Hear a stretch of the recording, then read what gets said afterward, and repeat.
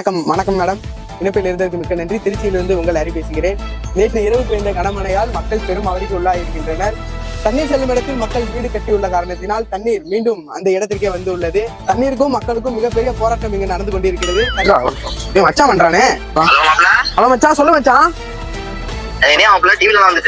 ஆமா மச்சான், நம்ம தான் ரிப்போர்ட்டர். நம்ம ஊருக்கு சேர்ந்துட்டேன், ஜாயின் பண்ணிட்டேன். சொல்லு மச்சான், என்ன பிரச்சனை? சரி சரி காலைல இருந்து மாவன் கிளம்பி டிவி முன்னாடியே உட்காந்துருக்காங்க. எப்ப திருச்சி லீவ் விடுவீங்கன்ட்டு அறிவிச்சுடுங்க. என்ன சப் கலெக்டரா இருக்கேன் திருச்சி மாவட்டத்துக்கு. நான் ஒரு ரிப்போர்ட்டரா செஞ்சுட்டு இருக்கேன். என்ன போய் லீவ் அடிக்க சொல்றேன். அவங்கள மேடம், இடையூறுக்கு மன்னிக்கவும். என்னடா இவன் சொல்லு, என்ன?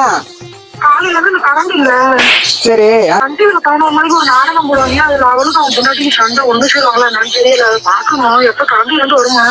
அடிங்க. அவன் என்ன பிரச்சனையில இருக்கான்? வீடு எது ரோடு எதுன்னு தெரியாம இருக்கான். என்னடி ரெடி ஓனவையில என்னங்க நீங்க ரிப்போர்ட் பண்ணு பண்றீங்க? நானா டிஎன்இ அவள் செய்யலாம். கரண்ட் போச்சு, அது போச்சு. ரெடி போனேன்.